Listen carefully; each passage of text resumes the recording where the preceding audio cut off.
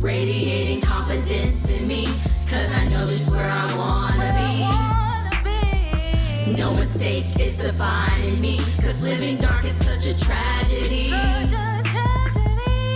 Every Monday we're sharing with you our healing journey, living authentically with melody and harmony.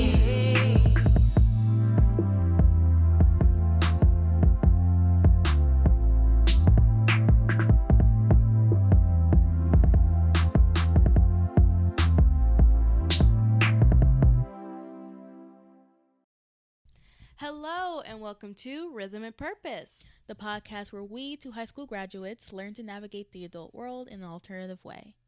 I'm Melody, an aspiring Tollywood actress. And I'm Ori, song artist and visionary. Let's get into it. So, in the last episode, we started talking about putting things into motion, learning to take our plans, and now branching out and really fully putting them into practice. Now what we're going to do is dive deeper into that internship that we just briefly talked about last time, where we are working on 8 different music projects, specifically 8 different music and visual projects where we're acting as project managers for music production that we're both doing and visual production that we're both doing. I know for you, you're working more on the animation side, and I'm also working on the more technical Adobe lyric video side, since I am not as good as an artist as you, but I'm also learning to, despite not knowing how to draw, still tell stories in a visual way. And then we're going to be talking about how we already started putting that practice into motion with our first project, and how we actually was able to send it out this week and get some feedback from our anonymous reviewers. So we're going to be talking about how that feedback went and just learning to love feedback as well. So yeah, I'm excited to talk about that today. We're also going to be talking about our physical health as well. Yes, we're going to be diving into how do we come up with this health journey that we're on right now. And we're going to be talking about Ori's personal journey and how she lost over 35 pounds, literally. So we're going to be talking about that as well. And then to finish off, we're going to be talking about Juneteeth and how that kind of connects with how we're going through this internship and learning in a alternative way. And we're going to also highlight one of the classics from Juneteeth and really just connect it all back to how we are doing something different, and we're proud of that, and we're not ashamed that we are doing something different. Yeah, so let's get started. Let's first just talk about our internship. So we've been working hard on this internship for a while to improve and make our skills and our arts better. So really focusing on animation, and for me, learning music production so I can better bring my own art to life by using someone else's art as practice to bring their vision to life. Yes. Our dad, Dr. NQ, is really helping us with this opportunity to use his own songs to practice mixing. For me, practice animation and how to get crisp and smooth animation. And it's really helping us get back on track to go back to college and really establish how we can create a actual good workflow and be ready to just enter the workforce in general and stand out as well. Right. We're working on 40 songs in total, and this month we started working on songs already. I've been working on 5 songs, while NQ did the basic panning and volume control. I started using effects like EQ, compression, and things of that nature to help bring the track from just a recorded track with different pannings to hopefully something that is studio ready. Yeah. And I am working on animations for Martyr, Changeling, and Phoenix, and also our Famiversary theme song as well. This week we sent our first drafts. Yes. You sent Changeling, and I Yes. sent the first 3 songs. This first project is from Three Faces. That's the name of the album that's gonna be launched with these songs. So I sent Proud, Famous, and Dr. NQ, and these are like out of the 8 songs from our album. Yeah.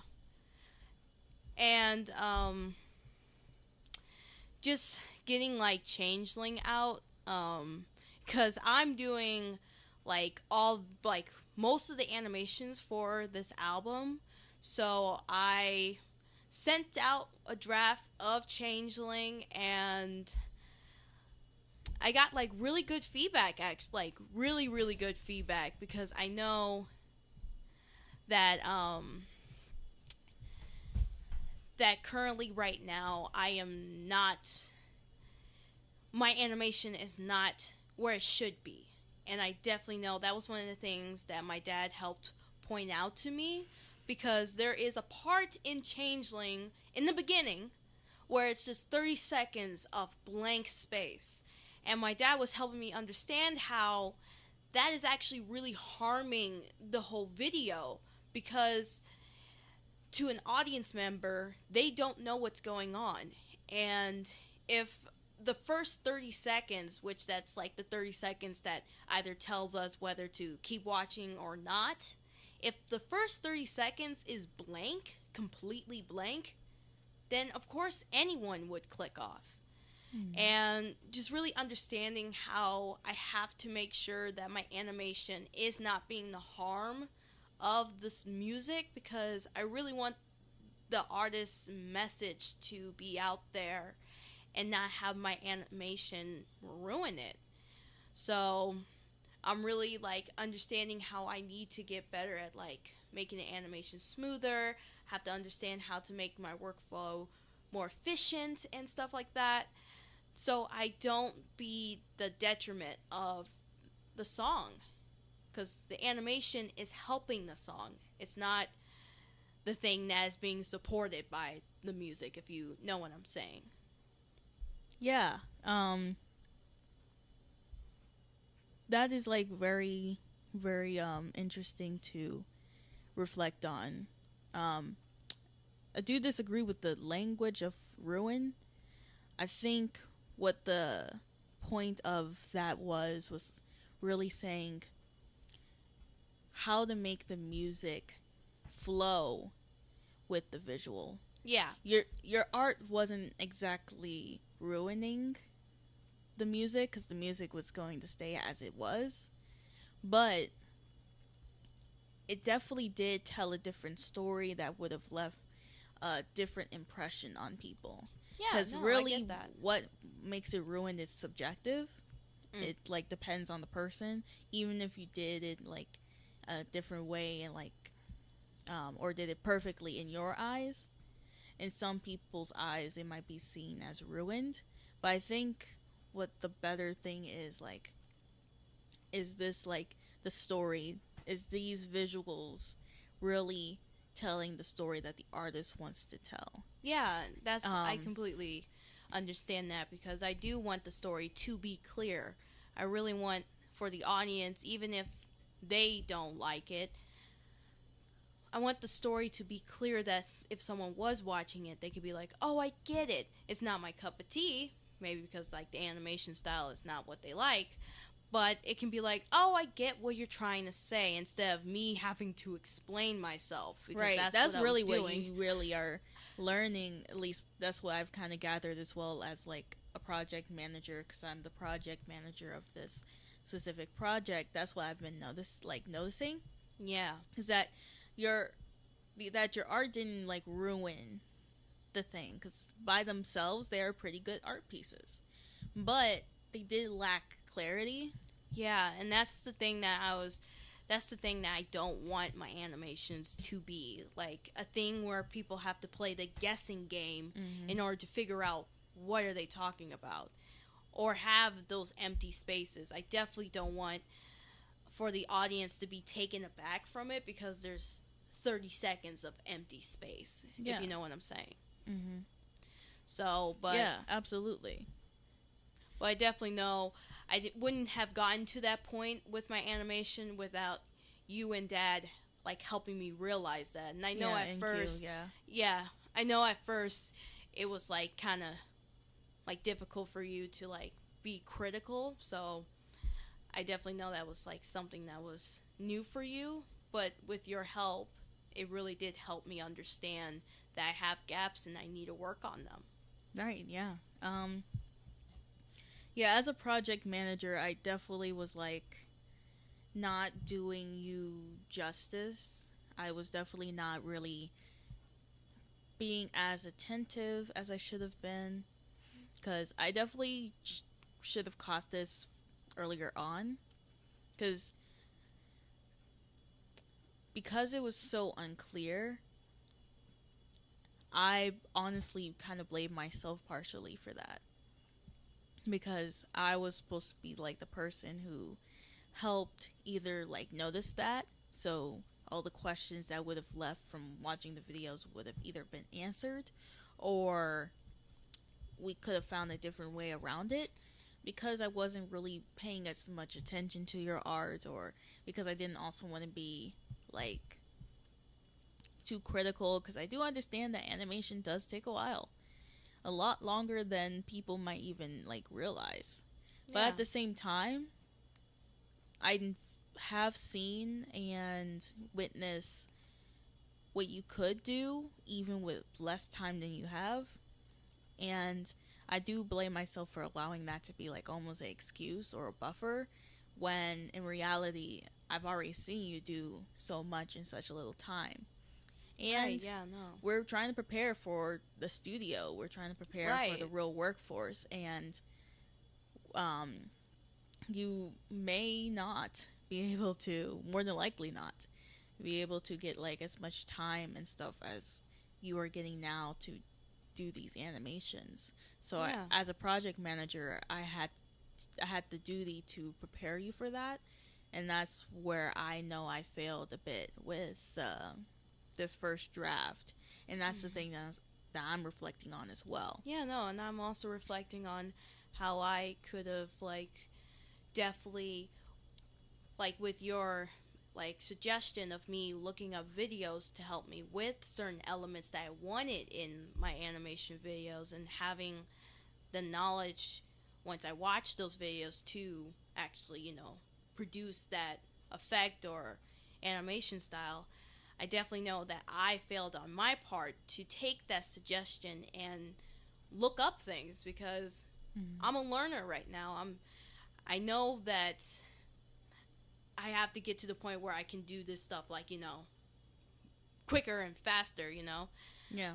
But I definitely know that I could have done the work to improve.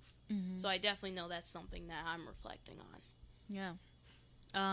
One of the things that I also learned, speaking of not being as attentive, is when I was sending my tracks, I wasn't paying attention to what I was doing, and I almost sent, like, muted tracks to the reviewers, because I was following a tutorial on how to export the songs.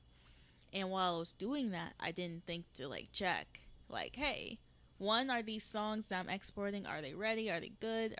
Is anything muted? And I didn't, like, check afterwards, like, hey, let's make sure before we really say this is done to really check that. No, I'm just grateful that Dr. NQ, like, caught that and help you understand how, like, you can't, like, send something off for feedback if you don't have all the elements there for feedback, like, to get real good feedback, because it's kind of hard to give feedback if there's a whole part of the song that's completely gone. Right. So I'm just grateful that he caught that and also helped us understand that although we're so excited to like get feedback now. I was nervous. You were nervous, but even though we were kind of like nervous, excited, and like together, all those feelings together, we have to understand that we have to slow down and make sure that we have all the things unmuted. And that's like the lesson that I learned as well, because I was having troubles with exporting my first draft as well because I didn't save it. So that's something I really did like learn. Yeah, really like one of the things that I've learned was like you have to slow down. Mm-hmm. I was so nervous about sending this off that I was moving too fast, and I didn't like stop and pause and be like, okay, let's really check each component. And because I didn't do that, I almost sent like basically like no work when I worked like a long time on these tracks. Mm-hmm. So because I was being so aimless with my music, it was so important to have something to really focus on and something to keep me accountable as well. So I've gotten a checklist that I follow now for each song with the different 90-minute blocks that I have, because we have 90-minute blocks every day. Well, not every day. Monday through Saturday, usually, kind of ish. More like Monday through Friday. To work on these different different components of the projects. So I was given like a checklist that breaks everything down from when I see the volume pans, and just adjusting it a little bit more so it's all equal, to of course sending it for feedback, to all the way to exporting it. And just like referring back to the last episode, it's really like important to have that checklist. And I learned that really being so detailed about your structure is so important, because we had structure, we still have structure, but there is like components, like even today where I forgot to like take out the chicken that was in the freezer, the deep freezer, that just are reminders that you really gotta really be so detailed about your plans and stuff like that, especially like as someone who forgets things super easily, or when I get like locked in, I just go, and I sometimes forget to do simple things like eat and sleep and things of that nature, and those are basic needs. So when it's like things like make sure your music is exported the correct way, of course those things are going to show up. So it's really awesome to have something that keeps me on track, that really helps me mix these songs in the way that's best for not only me but also for the artist. Which, speaking of which, the other thing that I've gotten as feedback was that I really need to make sure I mix for the artist and not for myself. I got so lost in the harmonies and the backups, and I liked those so much that I neglected the basic rule of just music editing and making sure the main lead was the main lead. Yeah. Which is like something that's so obvious, but I got so lost in the sauce, I would say, that by the time I was finishing these mixes, a lot of them were very unbalanced, and a lot of them were just like not sounding right or sounding good, because backups were supposed to be backups. So and the main lead was supposed to shine, and because the main lead didn't shine at points, it left with some of the mixes sounding very, very much chaotic and unstructured.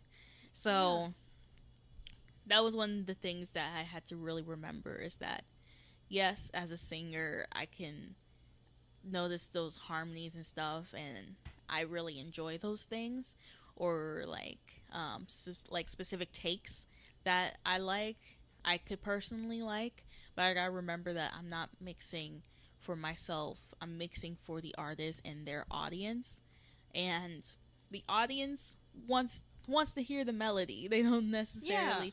The harmony is literally just there to add more liveliness or fill up the space of the track. So it was just one of those things that maybe it is a simple basic thing, but it was something that because I was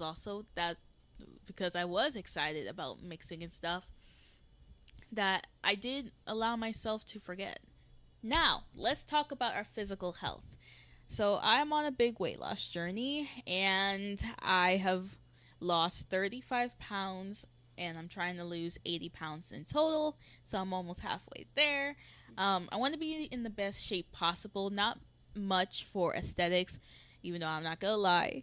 Part of it is aesthetic a little bit. I feel like I'll be lying to you if I didn't say, like, there is a component of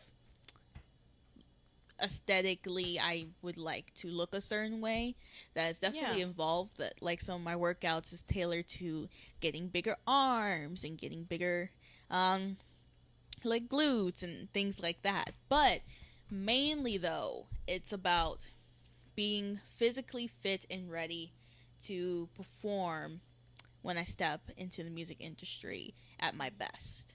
Yeah. And it's crazy because I remembered how you used to hate working out, though. Right, I hated it, like, so much. If you asked, like, 16-year-old me, if if I could climb the Cahokia Mounds in Missouri, like, if I could climb those mounds 21 times in one day, in like 2 hours, I would think I was delusional. If you asked 16-year-old me if I could touch my toes, she would think, wow, you must have gone through a lot of pain for that. And if I told 16-year-old self that I could dance for hours at a time and not always feel like I'm seconds from dying, she would be like, that is impossible. Right. And I actually find it insane myself, low-key. Yeah. That I do work out as much as I do because it was so much, there was so much healing that had to be involved, and so much also patience with myself that had to be involved for me to now find exercise like not only something that I could enjoy, but also something that really is like just a necessary part of my life. It's now just something that I know I just need to do. Yeah, I remember like when we first went to Cahokia Mounds in Illinois, I remembered how you almost looked defeated at some points.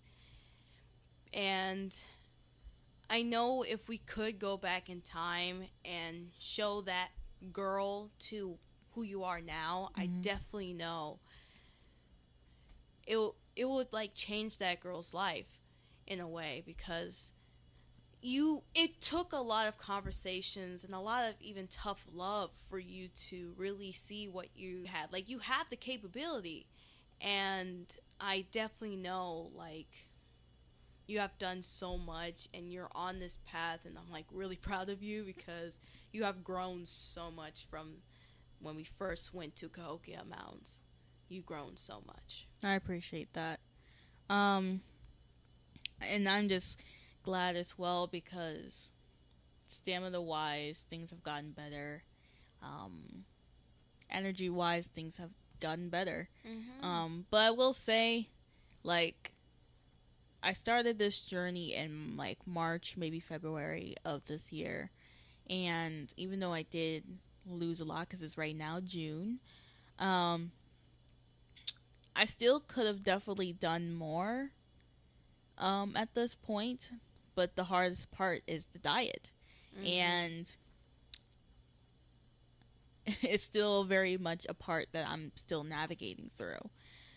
But I will say, when I came out of college, I was the heaviest I've ever been. I was like 195 pounds, and I was very unhealthy.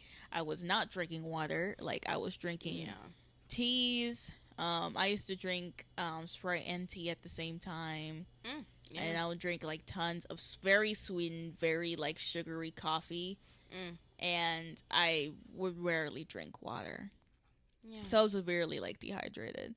Like, and I tend to like, especially at that time, it's still a problem that I'm facing right now. But back then, I used to binge so much on the sweets, on the very spicy snacks. But I will say it's still like a battle though, because even now, when I get emotional, like, I still overeat. I still actually binge. Like, every time I feel sad, I would just binge whatever I could find in front of me. Like, I even binge on things like rice or bananas. Like, when I would get sad, that's what happens. And I still am trying my hardest to drink 2 liters of water, but I will be honest with you, and I barely get my average, the person's average sometimes, 64. Like, I barely get 64 ounces in a day. Yeah. So it's still like those things keeping me from fully reaching my peak, but I am working on those things now, finding better ways to manage those bad feelings, and I really am putting in a system in place to track my food and my water, because I truly believe that I can lose all this weight by my birthday, which is October 8th. But I would have never gotten to that place even with my diet if it wasn't for a book that I'm going to be introducing in this series called The Fat Smash Diet by Dr. Ian Smith. This book has actually been in the house for a long time. Yeah, I would say like ever since 2018, maybe at the earliest. Well, the one that when we saw it, because I remember seeing that book like around, but I never picked it up. That book has actually been like around, like been with us with wherever we went to since I was alive. Yeah, so that would be 2005. Yes. So I'm a 2005 baby. Sorry. So yes. I just wanted to make sure the audience knew when we got this book. But no. But the first time I saw it was in 2018 because we were moving books, and I was like, that's an interesting looking book, and I put it away. Oh, well, I didn't know that. But yeah, we actually had this book for a while. Both my dad and my mom have looked through this book and tried this diet themselves. And we were just talking earlier this year around January, and we were just talking about how if I wanted to make this change, because I was talking about how I wanted to lose this weight, how it is important that I finally lose this weight, that I stop being obese and like I really get my life together. And we went through the different books, and he suggested like, hey, maybe check out this book, because this book literally has been in our family for a long time. Yeah. So, but I never looked at it. Really, I've seen it around, but I never looked at it. And I lack so much like information about my body and just science of food in general that in my mind I thought the only way to really lose this weight was to basically skip meals. Yeah. Not eat sugary things, even fruit. Because I was thinking my sugar problem was so bad that I was like, I can't eat fruit because I feel like I'm just going to binge on fruit, you know? Yes, I remember that. But dieting is so much more than just those basic things, and it's actually really cool to have read this book because I learned not only a lot about food and my relationship with it, but also my body. So we're going to talk about this book in particular more throughout the series of this podcast, but I did want to introduce it because since we're talking about things like structure and really executing our plans for our futures, part of my future is like me being fit, being in shape, and I think incorporating this into like this podcast is also very important, and another way to keep myself accountable. Because if I don't lose this weight by my birthday, then you definitely know I did not follow through on what I promised. So, yeah. Before we close out, I just want to talk a little bit about Juneteenth. And while we are unfortunately not putting out the Juneteenth video on that we previously thought we were going to put out on the Ollie Bayou Arts website, for us taking this alternative path and doing this extensive like internship is really how we are honoring our history. We are choosing to not go through our lives anymore aimlessly by building schedules, by fixing our health and mastering the skills of music and animation and from the ground up. And we are making sure that we don't let any of our old bad habits become a rhythm in our life. And we're doing that every day as we speak, breaking those habits, learning. Right. And so for this week as well, to honor really Juneteenth as well, we're going to, instead of talking about a musician in particular, we want to talk about a little bit more about why Juneteenth matters, a little bit about what the story is.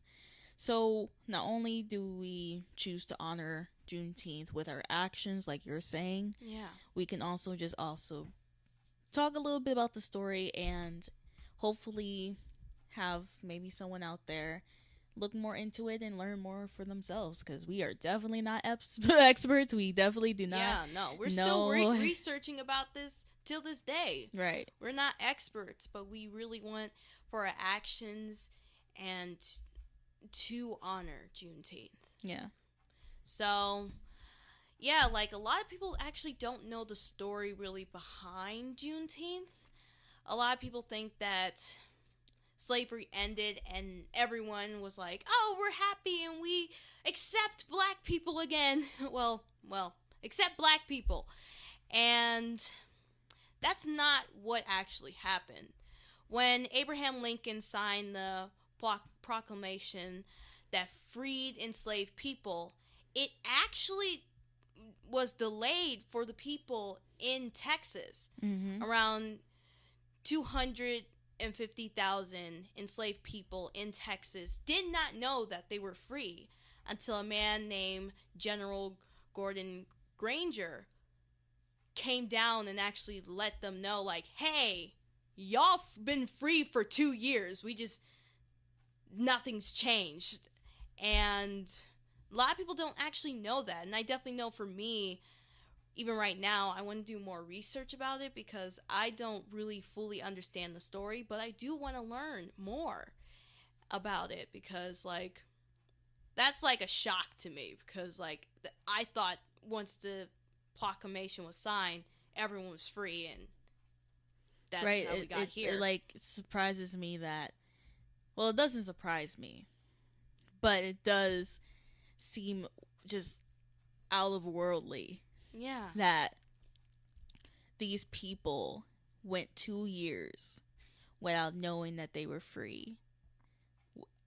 Went 2 years continuing to be enslaved and dealing with all of what came with it for no reason, no purpose, no reason, because they were free, but they didn't know that because none of them down there, none of the slave owners was like, oh, you're free now. They were like, no, you're gonna keep working, we're never gonna tell you, until that man, General Gordon Granger, who was like, y'all been free for 2 years. I just, Right, yeah. So that's why, like, Juneteenth is considered the true Freedom Day, because it celebrates the moment that every enslaved black person was freed. Right. And we want to highlight this specific song, this classic track, So we're still going to have a little bit of music today. But this specific track really spoke to us, in particular, that really and how it really embodies like the spirit. So what is our classic track? So our classic track that we will be highlighting today is Say It Loud, I'm Black and I'm Proud by James Brown, a 1968 song. True anthem. A true anthem. This song changed everything when it came out. At the time, even though new laws were passed to protect rights of Black people, many people still face unfair treatment every day. And James Brown realized his power as a famous artist, and he used his songs to encourage listeners to stop feeling ashamed, stop feeling like sad about themselves, and start taking pride in who they are. By featuring the children's voices in the song, he wanted to make sure the next generation knew that this song, what it speaks to is that your identity is something to celebrate, not to apologize for, something to love, not hate. And it gave an entire generation the strength to hold their heads high, to love their heritage, and to keep fighting for equality. Yes, I agree, because that's even how I felt listening to the song. Like, it almost felt like James Brown was speaking my truth, because I know there were certain spaces where I couldn't be loud and say I'm Black and I'm proud. Right. And this song almost is like a reminder that I can, and I shouldn't be ashamed of who I am. Right. And I shouldn't be so worried about saying that and feeling like I did something wrong for just saying I'm Black and I'm proud. Right. So I really like that song and how it really like connects to everyone that's been facing injustice and stuff like that. Yes, exactly. So that is all that we have for this week's episode. If you want to stay on this journey with us as we learn these big life lessons, then make sure you hit that notification bell and you say subscribe and you listen to us whenever and wherever you listen to your favorite podcasts. Thank you again for rocking with us for episode 4 of Rhythm and Purpose, and we'll see you Monday. See ya! Bye! Bye! Happy Juneteenth!